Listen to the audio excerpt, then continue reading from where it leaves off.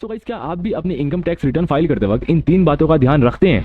अगर नहीं रखते हैं तो हो जाओ सावधान, इनकम टैक्स डिपार्टमेंट कभी भी आपको नोटिस भेज सकता है।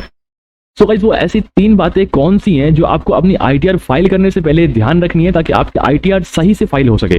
तो आज की इस वीडियो के अंदर मैं आपको उन कंप्लीट जानकारी दूंगा, तो वीडियो को कंप्लीट देखिएगा, बिल्कुल भी स्किप मत कीजिएगा। तो गाइस, आप में से बहुत लोग ऐसा सोच रहे होंगे कि मेरी आईटीआर तो मेरा सीए या टैक्स प्रोफेशनल फाइल करता है, मींस अकाउंटेंट फाइल करता है, तो मुझे क्या टेंशन लेने की जरूरत है। तो गाइस, ऐसा बिल्कुल भी नहीं है। जब तक आप अपनी कंप्लीट इन्फॉर्मेशन अपने सीए को या किसी टैक्स प्रोफेशनल को प्रोवाइड नहीं करवा पाएंगे, तब तक वो आपकी आईटीआर जो है सही से फाइल नहीं कर सकता। तो ये आपकी जिम्मेदारी है। तो इन्फॉर्मेशन आपके लिए भी बहुत जरूरी है कि वो उनको आप जो है सही डॉक्यूमेंट और सही इन्फॉर्मेशन प्रोवाइड करें ताकि फ्यूचर में आपको कोई भी नोटिस इशू ना हो। सो गाइस, अगर आप कोई टैक्स पेयर हैं या कोई टैक्स प्रोफेशनल हैं तो वीडियो आप सभी के लिए है, तो वीडियो को बिल्कुल भी स्किप मत करना। तो गाइस, चलिए हम आज की इस वीडियो की शुरुआत करते हैं। तो गाइस, सबसे पहला पॉइंट हमारा ये है कि आप सभी को अपनी आईटीआर फाइल करने से पहले ये पता होना चाहिए कि आपको कौन सी आईटीआर फॉर्म फाइल करनी है। अगर आप में से कई लोगों को पता नहीं है कितनी आईटीआर फॉर्म्स अवेलेबल है आज के टाइम पे, तो मैं आपको बताना चाहूँगा टोटल 7 आईटीआर होती हैं।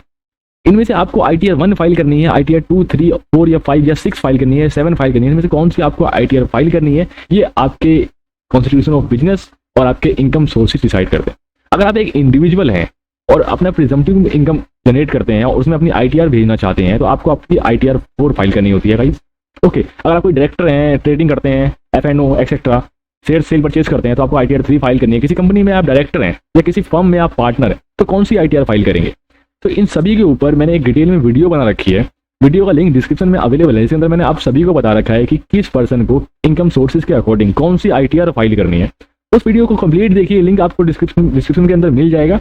तो समझ लीजिए किस पर्सन को कौन सी आईटीआर फाइल करनी है, ओके, ताकि आप बिल्कुल भी कोई गलती ना करें। सो गाइस, अब मैं नेक्स्ट आपको बताना चाहूंगा कि इसके बाद जो सेकंड चीज आपको ध्यान रखनी है आईटीआर फाइल करने से पहले, वो आपका है 26AS देखना। हाँ दोस्तों, 26AS एक एनुअल स्टेटमेंट होता है जिसके अंदर आपके 10 पेजेस पर्सन ने कितना टीडीएस डिडक्ट करा हुआ है और जो ट्रांजेक्शन उसके अंदर अवेलेबल है किस सेक्शन में, किस टीडीएस सेक्शन में डिडक्ट करा होता है, वो आपको चेक कर लेना है। कभी कभार क्या होता है, आप किसी फर्म में या किसी कंपनी में वर्किंग है और वो आपका टीडीएस जो है टीडीएस ऑन सैलरी पे डिडक्ट नहीं करते, बल्कि क्या करते हैं, वो आपका जो है 194J प्रोफेशनल सर्विस के अंदर टीडीएस डिडक्ट करते हैं।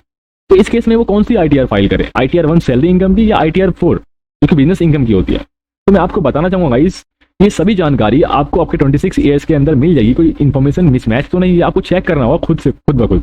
और अपने सीए को या अपने अकाउंटेंट को इसके बारे में इन्फॉर्मेशन देनी होगी कि मैं सैलरी अर्न करता हूँ तो टीडीएस ऑन सैलरी डिडक्ट होना चाहिए, लेकिन इन्होंने मेरा प्रोफेशनल सर्विस के अंदर टीडीएस डिडक्ट करा हुआ है। इस कारण मुझे क्या करना चाहिए, मुझे अपनी आईटीआर कौन सी आईटीआर फाइल करनी चाहिए। ओके, तो इस बात का ध्यान आप अपने अकाउंटेंट को खुद दिलाएंगे कि 26AS के अंदर ये इन्फॉर्मेशन अवेलेबल है और ये आ रही है और ऐसा हुआ है।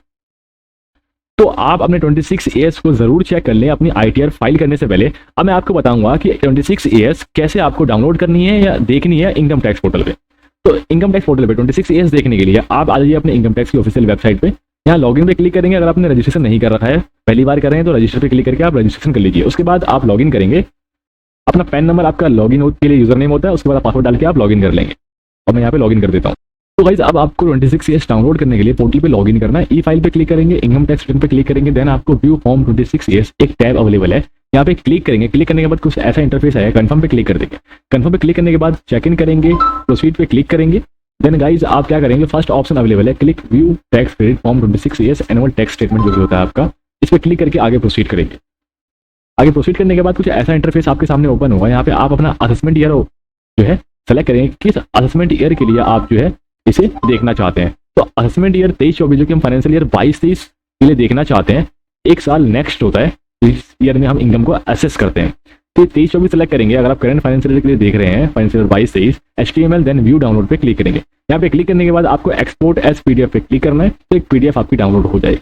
अगर आप ये पोर्टल पे ही देखना चाहते हैं तो स्क्रॉल डाउन करके आप यहाँ पे इन्फॉर्मेशन देख सकते हैं कि आपका नेम क्या है, किस फाइनेंशियल ईयर के लिए आप देख रहे हैं और किसने आपका टीडीएस डिडक्ट करा हुआ है। जैसे आप देख सकते हैं, हमारे क्लाइंट हैं और इनका जो है टीडीएस डिडक्ट हुआ है 194J सेक्शन में, लेकिन ये एक सैलरी पर्सन है, सैलरीड पर्सन है, ये कंपनी में वर्क करते हैं जो कि नेटसॉफ्ट कंसल्टिंग सर्विसेज प्राइवेट लिमिटेड है। अब इन्होंने इनका जो टीडीएस डिडक्ट करा हुआ है वो टीडीएस ऑन सैलरी पे नहीं करा हुआ है, वो इनका टीडीएस डिडक्ट हुआ है 194J के अंदर, प्रोफेशनल सर्विस के अंदर 10%। जिसके आप देख सकते हैं इन्होंने टोटल अमाउंट इतना पे किया और इस पर 10% अगर कैलकुलेट करेंगे तो 29250 डिडक्ट होता है। तो ये 10% का रेट 194J सेक्शन के अंदर लगाया जाता है। तो इनको एक प्रोफेशनल सर्विस देने के बदौलत जो है ये इनकम अर्न हुई है, ऐसा 26AS कहता है, लेकिन ये इनकी सैलरी की इनकम है। तो इनको आईटीआर 1 फाइल करनी चाहिए, आईटीआर 4। तो ये मिसमैच आपके 26AS पोर्टल पे तो नहीं है। इस केस में आप क्या करेंगे, तो अपने सीए से कंसल्ट करिए। अगर कोई क्लियर नहीं है तो कमेंट बॉक्स में कमेंट करिए, सोल्यूशन हम आपको बताएंगे क्या होता है। तो आप T26AS जरूर देख लें अपने ITR को फाइल करने से पहले, और आपका TDS कितना डिडक्ट हुआ है आपको पता होना चाहिए। ये आपकी जिम्मेदारी है देखना कि टोटल टैक्स आपका पूरे साल में कितना डिडक्ट हुआ है और कितना रिफंड आप मैक्सिमम क्लेम कर सकते हैं गाइस। ये TDS आपका डिडक्ट हो रखा है, ये आपका मैक्सिमम जो होता है वो मैक्सिमम रिफंड होता है। इससे ज़्यादा रिफंड आप क्लेम नहीं कर सकते, 26AS के अंदर आ रखा होता है। तो ये आपका मैक्सिमम रिफंड होता है, सैलरी कम करके ये टोटल सैलरी है वो दिखा के अगर कोई टैक्स नहीं बनता है तो TDS आप टोटल रिफंड के रूप में क्लेम कर सकते हैं अगर आपकी ITR सही है। तो ये आपकी जिम्मेदारी है चेक करना कि आपका रिफंड कितना बनना चाहिए या फिर कितना क्लेम कर सकते हैं आप। ओके, और कितनी इनकम आपको जो है एज पर रूल जो आप अर्न करते हैं वो दिखानी है और कितना आप अर्न कर सकते हैं। तो भाई अब मैंने आपको बता दिया 26AS कैसे चेक करना है। इसके बाद मैं आपको बताऊंगा सबसे महत्वपूर्ण जानकारी के बारे में, जो कि आपका होता है AIS। AIS stands for annual information system. ये क्या होता है गाइस, जो भी आप अपने पेन पे पूरे साल में फाइनेंशियल ट्रांजैक्शन करते हैं तो हर एक डिपार्टमेंट, बैंक में आपको इंटरेस्ट मिला तो हर एक डिपार्टमेंट आपके आधार नंबर पैन नंबर से लिंक्ड होता है, तो वो आपकी फाइनेंशियल ट्रांजैक्शन को आपके पैन नंबर पे रिपोर्ट करती है, जो कि आपके इनकम टैक्स पोर्टल पे शो होता है।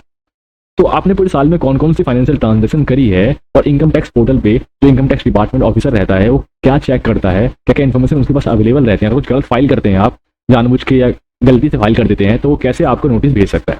दोस्तों सबसे पहले मैं आपको बताना चाहूंगा AIS चेक करने के लिए आप देख सकते हैं यहाँ पे 5th ऑप्शन अवेलेबल है। यहाँ पे क्लिक करेंगे, क्लिक करने के बाद ये प्रोसीड पे क्लिक करेंगे तो एक न्यू पोर्टल पे आपको लेके जाएगा। यहाँ पे आने के बाद आप देख सकते हैं इंस्ट्रक्शन एंड AIS। तो यहाँ पे AIS पे क्लिक कर देंगे, देन आप देख सकते हैं TIS और AIS। यहाँ पे आप सेलेक्ट करेंगे किस फाइनेंशियल ईयर के लिए आप AIS देखना चाहते हैं। तो फाइनेंशियल ईयर 22 के लिए हम देख रहे हैं, तो मैंने फाइनेंशियल ईयर 22 यहाँ पे सेलेक्ट कर दिया। उसके बाद आप देख सकते हैं यहाँ पे 2 ऑप्शन अवेलेबल है, AIS और TIS। AIS जो है डिटेल समरी है और ये जो है शॉर्ट समरी है। जो भी फाइनेंशियल ट्रांजैक्शन रिपोर्ट हुई है आपके पैन नंबर पे उसकी टोटल डिटेल वाइज बाइफरकेशन आपको यहाँ मिल जाएगी। आपको समरी के रूप में देखनी है तो आपको TIS के अंदर मिल जाएगी। तो किसी एक पे क्लिक करेंगे और आप 1 बाय 1 देख सकते हैं। टोटल बिजनेस रिसीट 194J के अंदर TDS डिडक्ट हो रहा है, मैंने आपको पहले बताया था। ठीक है, ये नेटसॉफ्ट कंसल्टिंग सर्विसेज प्राइवेट लिमिटेड ने डिडक्ट करा है, टोटल अमाउंट 292,500 पे करा हुआ है। तो इसमें 10% 29,250 रुपये टोटल TDS डिडक्ट करना होता है और इतना TDS इनका डिडक्ट हुआ है पूरे साल का। और भी अनदर इन्फॉर्मेशन देखना चाहते हैं आप कि आपको interest from savings bank account, तो SFT इन्फॉर्मेशन पे क्लिक करेंगे, आगे प्रोसीड करेंगे। ये टोटल आपका वो कॉलम आता है जो TDS TCS इन्फॉर्मेशन, किसी ने आपका TDS काटा है या TCS काटा है। TDS stands for tax deducted at service, TCS stands for tax collected at service. दोनों अलग अलग केस में कटता है। तो किसी ने आपका TDS या TCS काटा जिसका आप रिफंड क्लेम कर सकते हो, इन्फॉर्मेशन यहाँ पे शो होगी। SFT इन्फॉर्मेशन के अंदर आपने कोई सेल ऑफ सिक्योरिटीज करी है, म्यूचुअल फंड सेल परचेज करा है या आपने इंटरेस्ट रिसीव हुआ है आपके अकाउंट को, तो जो पोर्टल्स जो डिपार्टमेंट्स ये रिपोर्ट करते हैं वो आपके SFT इन्फॉर्मेशन के अंदर आता है। अब जैसे आप देख सकते हैं इनको इंटरेस्ट रिसीव हुआ है तो बैंक ने रिपोर्ट करी है इस पेन पे इतना इंटरेस्ट इस अकाउंट में डिपॉजिट हुआ है, तो यहाँ पे अमाउंट आ रहा है इंटरेस्ट का। और इन्होंने जो है पूरे साल में sale of securities and units of mutual fund sale करा है, तो वैल्यू यहाँ पे आ रही है। तो ऐसे आप F&O करते हैं, ठीक है, ट्रेडिंग करते हैं, शेयर्स मार्केट में इन्वेस्ट करते हैं, सेल परचेज करते हैं, तो आपकी ट्रांजेक्शन जो है यहाँ पे शो होगी, तो उसको आप चेक कर लीजिएगा, उससे प्रॉफिट कम आपको नहीं दिखाना। ओके, और गाइज अगर आप इस अमाउंट से कम इंटरेस्ट का अमाउंट अपने इनकम फ्रॉम अदर सोर्सेज के अंदर दिखाते हैं तो नोटिस आ सकता है। इस केस में अमाउंट कम है लेकिन आपके केस में अमाउंट ज़्यादा भी हो सकता है, तो इस बात का आप ध्यान रखें। ओके, अगर आपने कोई टैक्स की पेमेंट करी है पूरे साल में, एडवांस टैक्स, सेलमेंट टैक्स, तो यहाँ पे आपका हो जाएगा। Demand and refund etcetera column ये होता है और अदर इन्फॉर्मेशन जो कहीं नहीं आती है वो यहाँ पे आ जाती है। तो ये रहा आपका TIS और देखने का तरीका। अगर आप चाहते हैं इसको डाउनलोड करना है तो डाउनलोड पर क्लिक करके इसको आप PDF में डाउनलोड करके सेव कर सकते हैं गाइस। ओके, ये 3 ऑप्शन अवेलेबल है, जो आपको कंफर्टेबल है आप डाउनलोड कर सकते हैं। और आपको अगर समरी के रूप में देखना है तो इंटरेस्ट आपको 3 समरी दिख रही है। टोटल बिजनेस रिसीट हमें रिसीव हुआ 292,500। हमने sale of securities and units of mutual fund की जो सेल करी थी क्लाइंट ने वो 340 करी है, तो ये अमाउंट यहाँ पे शो है। और जो इनको interest from savings bank account receive हुआ है वो 108 रिसीव हुआ है टोटल। तो एक समरी के रूप में आपको दिखा दिया गया है। अगर आप और फीचर में जाना चाहते हैं कि कब कब रिसीव हुआ, क्या क्या अमाउंट रिसीव हुआ, तो आप इस पर क्लिक करेंगे, आपको डिटेल वाइज बाइफरकेशन आ जाएगी। ओके, तो इस बात का आप ध्यान रखें। ऐसे आप 26AS और AIS चेक जरूर कर लें अपनी ITR फाइल करने से पहले, ताकि आपको फ्यूचर में कोई भी नोटिस इशू ना हो। इनकम टैक्स ऑफिसर जब भी आपकी ITR को वेरीफाई करेगा तो सबसे पहले वो इस डेटा को अपने सामने रखेगा, और अगर आपने इससे कम कोई इनकम दिखाई है या इससे कम कोई ट्रांजेक्शन आपने रिपोर्ट करी है अपनी ITR के अंदर, तो वो आपको नोटिस भेज सकता है। और दोस्तों, अगर आपको पूरे साल में 10 लाख के अबव कोई अमाउंट रिसीव होता है, जो भी इनकम टैक्स डिपार्टमेंट है वो जो भी 10 लाख के अबव की ट्रांजेक्शन होता है उस पर खास तौर पर नजर रखता है, और कैश की ट्रांजेक्शन पे जो आपने पूरे साल में कैश डिपॉजिट करा है और कैश निकाला है। तो इस बात का आप ध्यान रखें। अगर मान के चलिए आपकी कोई पॉलिसी LIC की वो मिच्योर हुई है और आपके अकाउंट में 10 लाख के अबव का अमाउंट क्रेडिट हुआ है, वो एग्जाम्प्ट इनकम है, तो आईटीआर में फाइल करते वक्त आप एग्जाम्प्ट इनकम है वो अमाउंट जरूर दिखाएं, ताकि आपको फ्यूचर में कोई डिपार्टमेंट से नोटिस इशू ना हो, ताकि वो आपसे पूछ सके कि अमाउंट किस चीज का रिसीव हुआ जो आपके अपने आईटीआर में नहीं दिखाए। बहुत सारे लोग इसको दिखाना भूल जाते हैं और फ्यूचर में उनको नोटिस इशू होता है। तो ऐसा बिल्कुल भी ना करें, आप वहाँ पे दिखा दें ताकि आपके रिफंड जो है जल्द से जल्द आपके अकाउंट में आ जाए। ओके, तो गाइस आई होप आज की ये वीडियो आपको पसंद आई होगी, थोड़ी वैल्यूएबल लगी होगी। अगर दोस्तों वीडियो पसंद आई है तो यार लाइक कर देना, कमेंट बॉक्स में कमेंट कर देना कोई एडिशनल डाउट बच गया है तो। अदरवाइज आप इस वीडियो को फैला दीजिए ताकि जो भी हेल्पफुल बंदा है जिसको इन्फॉर्मेशन की रिक्वायरमेंट है तो ये इन्फॉर्मेशन वहाँ तक पहुँच सके। हम ऐसी डिफरेंट टॉपिक्स पे ITR, GST, MCA portal and regular tax updates पे ऐसे वीडियोस लाते रहते हैं। तो फ्यूचर में आप हमसे कनेक्ट होना चाहते हैं वीडियोस की नोटिफिकेशन आप तक पहुँचते हैं तो यार चैनल को सब्सक्राइब करते रहना यार। आप सभी